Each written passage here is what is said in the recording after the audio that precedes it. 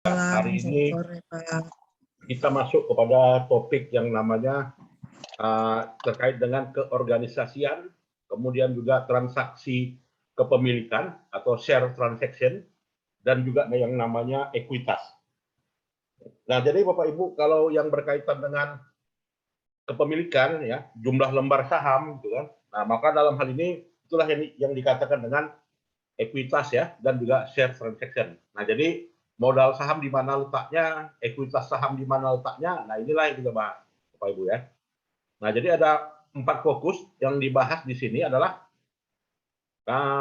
karakteristik utama perusahaan itu bagaimana, ya. Kemudian juga bagaimana yang dikatakan dengan saham biasa, ya, atau ordinary, ya. Kemudian saham istimewa, preferen, apa bedanya nanti saham biasa dengan saham istimewa.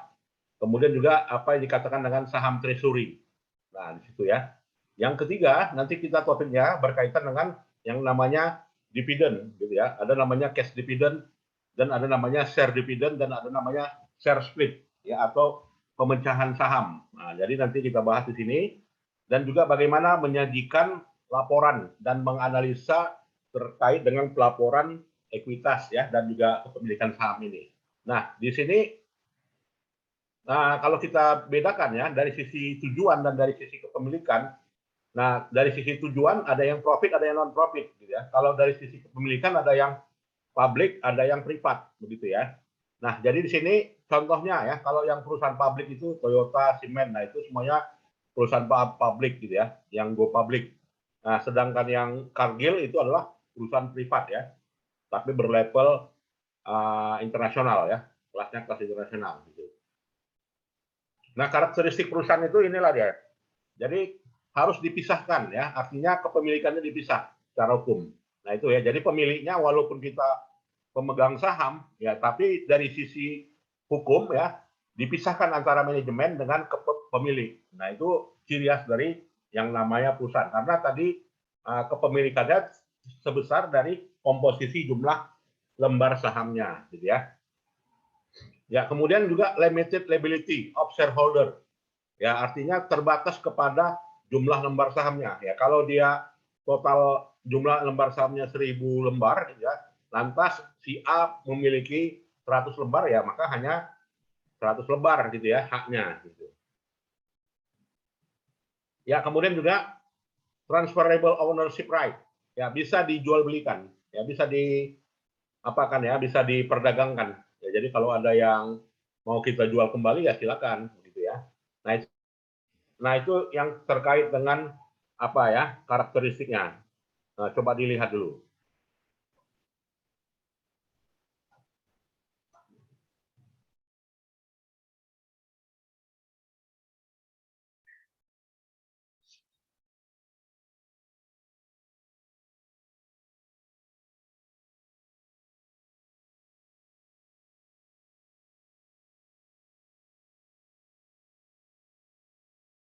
Ya, kemudian juga apa, ya, ability to acquire capital, bisa beli, ya. Jadi orang jual modal, jual sahamnya, ya, bisa dibeli, gitu ya. Kemudian juga continuous life, berkelanjutan, ya. Kemudian juga ada manajemen yang mengelola.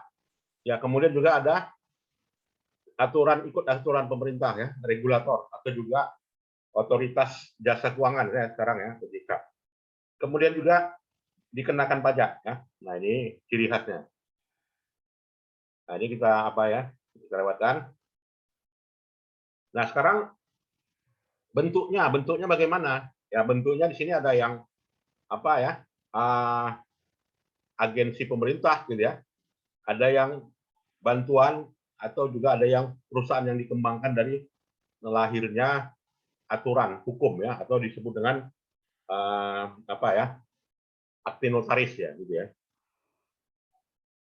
Nah, jadi dalam hal ini kepemilikan saham terdiri ciri khasnya punya hak suara, ya, vote in election. Ya, punya hak suara atas kepada direksi atas penyampaian laporan tahunannya, annual meeting, gitu ya. Dan punya hak suara yang untuk menentukan setuju atau enggak. Ya, itu ciri khas dari sang pemilik, ya, pemilik saham, ya, pemilik lembar saham. Kemudian ciri khas dari pemilik lembar saham itu punya apa, ya? Punya hak, ya punya hak dari laba perusahaan mendapatkan yang namanya dividen. Nah, itu. Kecuali perusahaan nggak bayar dividen, ya mau bilang apa gitu kan. Artinya jumlah lembar dividen itu kalau perusahaan mengumumkan tidak membagikan dividen, ya pemegang saham ya tidak dapat begitu ya. Ya kemudian juga secara persentase kepemilikannya dinyatakan dengan persen, ya persen lembar. Nah, itu ya. Dan juga juga para pemegang saham, ya, para pemangku kepentingan di sini, yaitu punya yang namanya residual claim. Apa itu residual claim? Ya artinya ketika perusahaan dilikuidasi atau dipilotkan di pengadilan, ya maka hak dari pemegang saham itu apa? Yaitu residual claim. Setelah asetnya dilelang, dikurangi dengan hutang-hutang dan kewajiban, maka itulah yang dibagi, namanya residual claim. Nah itu cirinya ya. Jadi mau tidak mau ini harus diterima ya oleh para pemegang saham. Dan kemudian juga ketika menerbitkan saham gitu ya, itu harus dinyatakan dengan jumlah lembar. Nah, ya, jumlah lembar saham berapa yang mau dijual, ya, kemudian juga berapa yang diterbitkan, berapa nilai per lembarnya. Nah, itu selalu yang ditampilkan gitu ya. Kemudian ada lembaga gitu ya, lembaga yang mengatur hal itu, disebut dengan authorized ya. Kemudian ada perusahaan yang perusahaan yang menerbitkan. Jadi perusahaan yang menerbitkan dengan kata lain itu adalah mengundang investor ya untuk masuk, ya, atau mengundang perbankan untuk masuk. Jadi faktor-faktor yang mempengaruhi harga dari jumlah lembar saham itu ya 5 ini. Ada yang berkaitan dengan laba ke depan. Makin optimis perusahaan maka makin tinggi labanya, gitu ya. Semakin rutin perusahaan membayar dividen tiap tahun, maka makin tinggi harga sahamnya. Ya, semakin tinggi aset perusahaan, maka makin tinggi harga sahamnya. Ya, semakin bagus kondisi ekonomi juga harganya mahal, gitu ya. Kemudian juga current state securities market, ya, jadi harga yang disajikan di pasar modal juga tinggi, gitu ya. Itu yang menentukan harga. Kemudian nilai pasarnya ditentukan dari ya jumlah lembar saham yang dimiliki publik, berapa yang diperdagangkan. Nah, kembali ke hukum demand and supply, yang semakin banyak didagangkan, makin turun harga. Semakin sedikit yang diperdagangkan, maka makin tinggi harga. Nah, itu kan kalau kita lihat dari hukum demand supply, kaitannya ke jumlah lembar saham secara nilai pasar. Ya, kemudian ada nilai par dan juga nopar. Jadi nilai par dengan nilai nopar di sini itu apabila harga saham ya berkaitan dengan harga, nilainya ya secara legal per lembar sahamnya itu apa ya menunjukkan di atas nilai pari atau juga di bawah nilai pari. Pada banyak perusahaan dewan direksi menetapkan ya harganya per lembar sahamnya. Ya. Ya. Nah, kemudian juga corporate capital, modal saham. Ya, jadi modal saham itu apa gitu ya? Itulah yang namanya ekuitas.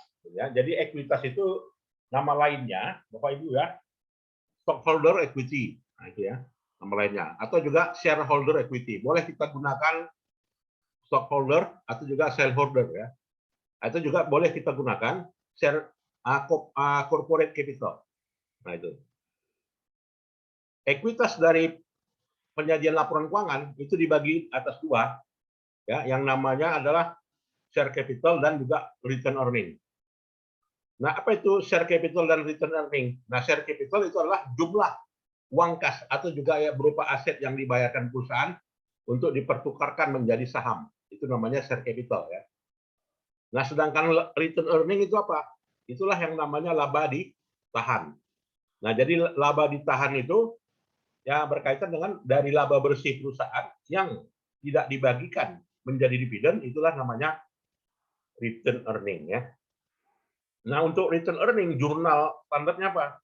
Nah, jurnal standarnya return earning itu income summary selalu return earning. Nah, di sini ya. Income summary and return earning. Nah, di mana disajikan return earning di laporan keuangan? Nah, disajikan di statement of financial position. Nah, ini posisinya di ekuitas ya. Atau orang bilang neraca katanya kan, orang awam bilang neraca. Nah, tepatnya di kolom ekuitas.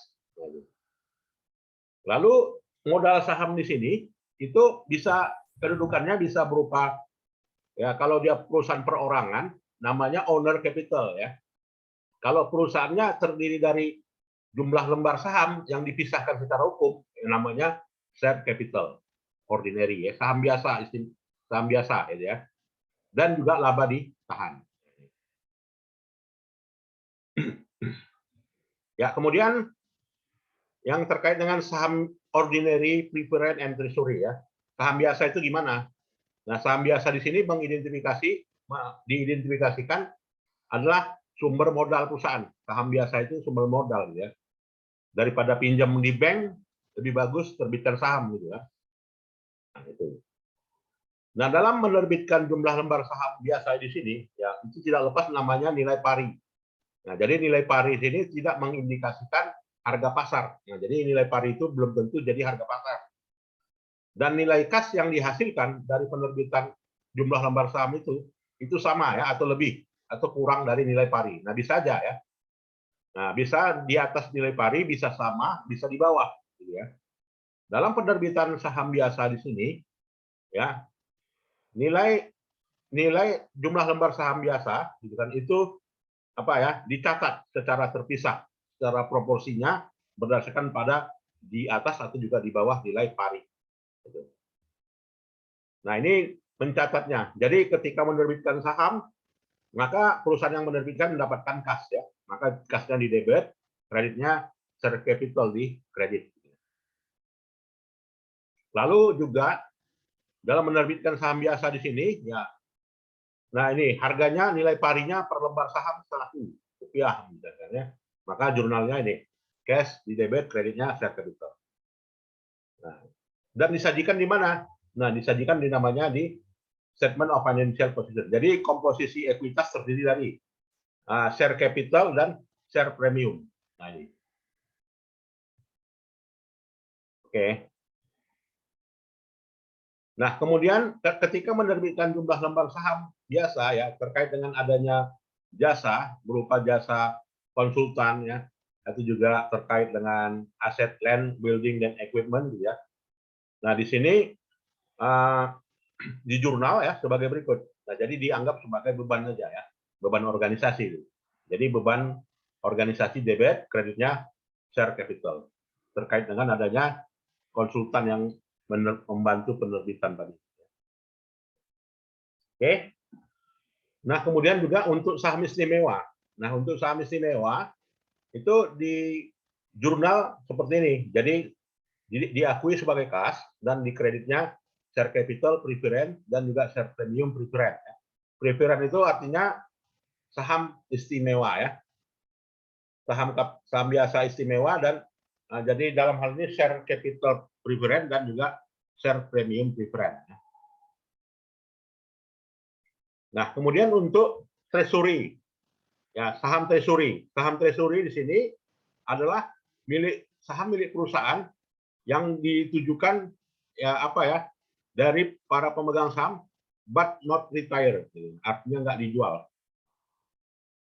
Nah, jadi berkaitan dengan hal itu ya terkait dengan untuk pegawai. Jadi pegawai itu bisa aja kan dia punya saham tapi bukan untuk publik. Seperti misalnya ketika Bank BRI dulu perdana pada saat go public kan itu yang disuruh beli adalah karyawannya. Nah, jadi situ namanya treasury share gitu ya. Dan dalam pembelian treasury share di situ diakui dengan metode cost method.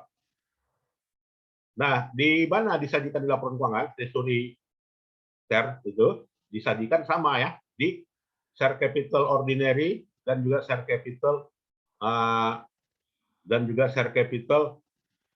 treasury. Nah,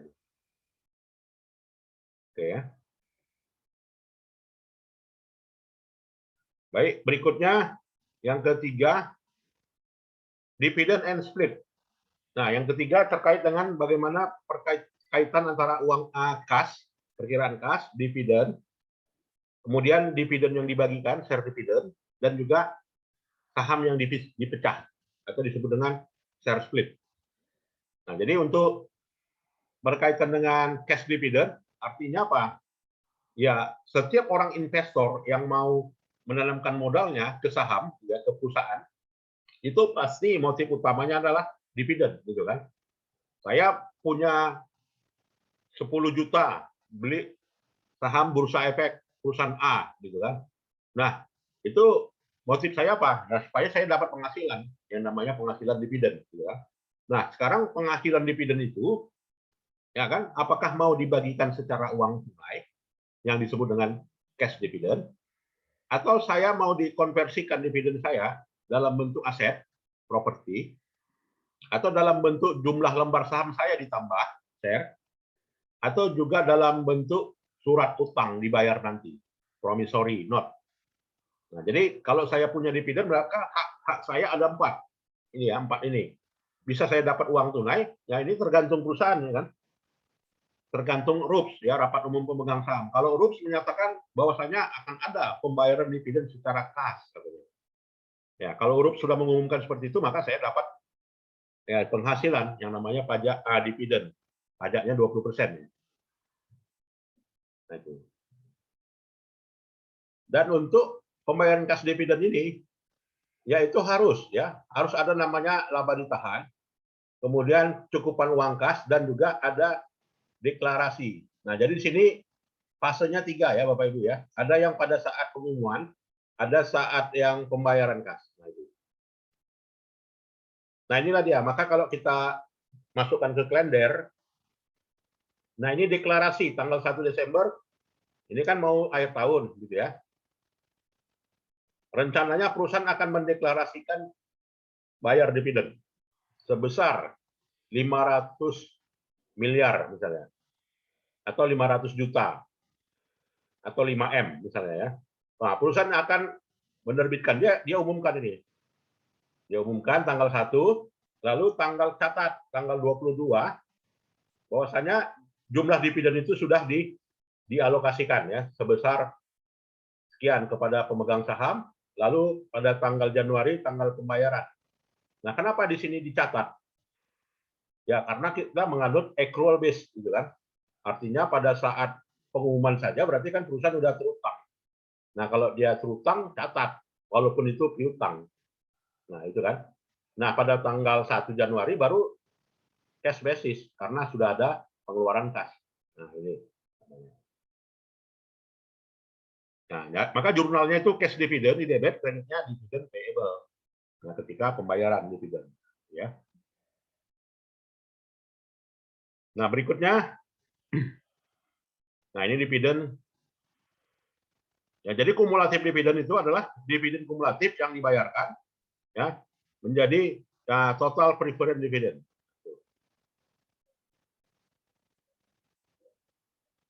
Ya, berikutnya ya kita lanjut pada topik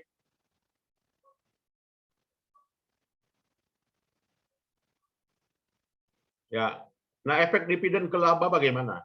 Ya, otomatis ini kita lihat ekuitas sebelum dividen, sebelum bayar dividen, kemudian sesudah bayar dividen. Jadi menunjukkan ekuitasnya apa ya? Ya, ekuitasnya di sini nilai per lembar sahamnya ketika sebelum bayar dividen 100. Nah, ketika juga sudah dibayarkan juga nilai per lembarnya 100. Ya, cuman dalam hal ini adalah total share capital-nya yang agak berubah ya. Jadi penambahan setelah adanya pembayaran dividen. Nah, kemudian pemecahan saham. Nah, ini lazim ya pada perusahaan sekarang pemecahan saham. Apalagi yang LQ45 ya, ini ditunggu-tunggu. Karena kalau kita mau beli jumlah lembar per lembar saham itu mahal ya kan. Kita butuh modal besar. Nah, supaya terjangkau, supaya liquid, ya supaya cair lebih cepat perputarannya, maka dilakukanlah yang namanya pemecahan saham. Jadi pemecahan saham di sini ya itu adalah apa ya? Kebijakan manajemen. Ya, tujuannya adalah agar harganya terjangkau ya. Artinya bisa berkurang ya. Saya kalau harga saham BCA misalnya berapa per lembarnya? Misalnya satu lembarnya 5.000 rupiah, minimal harus beli berapa? Minimal harus beli 10.000 misalnya kan. Tapi karena dipecah, harganya jadi 2.500, maka modal saya sebesar 1.000 lembar saham tadi, maka bisa dapat ya. 1.000 lembar kalikan 2.500 per lembarnya. Ya, hanya 2,5 juta misalnya. Saya udah punya saham. Nah, itu ya. Nah, jadi dalam pemecahan saham di sini, ini ada sebelum pemecahan dan ada sesudah pemecahan. Jadi lebih banyak ya Bapak Ibu ya. Harganya tetap sama misalnya. Ya, dari cuma 4 lembar jadinya banyak, berapa banyak lembar gitu ya.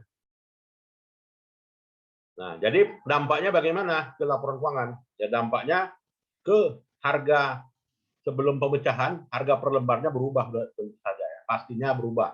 Kalau dulu nilai parinya ya nilai parnya sebesar 100. Nah, sekarang 50 setelah di split off. Ya, istilahnya split off ya. Ya.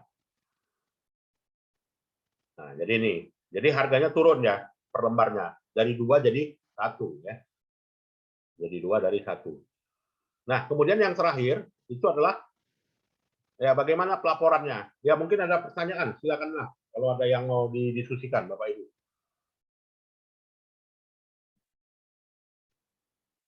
Ya, cukup jelas ya. Berarti di ekuitas ini kepemilikan. Baik, berikutnya adalah pelaporannya dan analisanya. Nah, jadi berkaitan dengan yang namanya apa ya? Yang namanya ekuitas, maka ada hubungannya ke laba ditahan, return earning.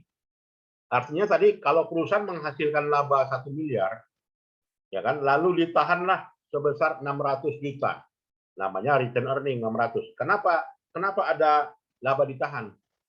Ya karena perusahaan yang mau ekspansi, ya kan, mau ekspansi, mau buka cabang. Kalau dia buka cabang berarti sewa kantor atau beli equipment gitu kan. Nah, daripada buka cabang ekspansi ini pinjam ke bank, ya mendingan dari labanya ditahan. Laba yang ditahan itu digunakan ya. Karena ya motif selain kalau pinjam ke bank bayar utang, tapi kalau laba ditahan nggak ada bunga kan gitu kan. Jadi itulah yang namanya laba ditahan. Yang dibagikan lah namanya dividen. Nah, jadi pelaporan laba ditahan di sini itu disajikan di Statement of Financial Position. Tepatnya di kolom ekuitas ya, Bapak Ibu ya. Ini dia return earning 50.000. Nah, jadi total ekuitasnya berkurang jadi 750.000. Lalu kita lihat laporan laba ditahan ini ada tersendiri ya. Yang namanya adalah Statement of Return Earning. Ya, atau kalau di perusahaan perorangan namanya Statement of Equity ya, atau Statement of Capital Statement. Nah, Capital Statement itu namanya. Kalau di perusahaan perorangan ini kan PT ya. Kalau dia PT, jumlah lembar sahamnya terdiri dari beberapa lembar yang dipisahkan ya secara kepemilikan. Namanya Statement of Return Earning. Jadi laba ditahan awal ya sekian, ditambah laba bersih, dapat total, dikurangi dividen yang dibayarkan, ya kan, dikurangi juga dengan jumlah lembar saham yang dibagikan menjadi dividen ya, didistribusikan. Jadi laba ekuitas akhirnya menjadi 1.160.000. Kenapa dia bisa bertambah? Ya karena ada laba. Ya maka perusahaan itu selalu harus dituntut laba. Kalau perusahaan itu rugi, yang rugi siapa? Pemegang sahamnya. Ekuitasnya berkurang terus gitu kan. Maka target itu selalu minimal tetap dengan tahun lalu atau naik gitu kan, naik 10%. Target kalau misalkan Bapak Ibu bagian marketing gitu kan, itu selalu targetnya naik. Ya kenapa? Ya karena kalau dia nggak naik berarti rugi. Nggak tercapai omset berarti labanya turun. Ya kalau labanya turun berarti dividennya turun pemegang sahamnya. Kan demikian. Apalagi rugi. Nah itu ya. Nah jadi itu semua disajikan di yang namanya Statement of Financial Position. Jadi itu ada share capital ya. Share capitalnya terdiri dari saham preference sekian, saham callable sekian, ya saham biasa sekian, saham share premium preference sekian, share premium ordinary sekian. Nah, dapatlah total ekuitasnya. Nanti ya Bapak Ibu. Dan dalam penyajian laporan keuangan ya Nah, disinilah disajikan ya. Lalu kita mau mengukur kinerja ekuitasnya. Gimana sih? Sejauh mana ekuitas itu punya dampak? Tentu saja dampaknya dari sudut pandang pemegang saham ya Bapak Ibu. Jadi retur kalau dari sisi pemegang saham semakin tinggi rasio return on ordinary shareholder equity, maka semakin sejahtera pemegang saham ya kan. Ya artinya apa? Dari laba bersih setelah dikurangi dividen dibagi dengan jumlah lembar saham biasa ditambah dengan ekuitas, maka laba bersihnya memberikan kontribusi 15,2%. Ya berarti apa? Ya laba bersih tinggi maka return on ordinary shareholder equity-nya makin tinggi. Ya, artinya makin banyak uang ya, makin cuan para pemegang sahamnya. Nah inilah kalau kita lihat ya, apanya ya, perhitungannya. Nah, dari data kita ambil seperti itu. Nah, datanya udah ada ya. Nah kemudian ukuran kinerja yang lain, ukurannya kita melihat ya bagaimana kaitannya dengan laporan perubahan ekuitas. Nah jadi dampaknya ke laporan perubahan ekuitas. Nah seperti ini. Nah jadi perubahan ekuitasnya terlihat ya. Ini ketika harganya 5 ya, kemudian ada saham premium, kemudian ada laba ditahan, nah kemudian ada saham treasure. Nah, jadi totalnya sebesar ini. Nah, inilah penyajian ekuitas ya. Jadi saldo ekuitas awal ya kan ditambah ya dengan dividen yang dibayarkan, ditambah laba ya, dapatlah dividen akhir.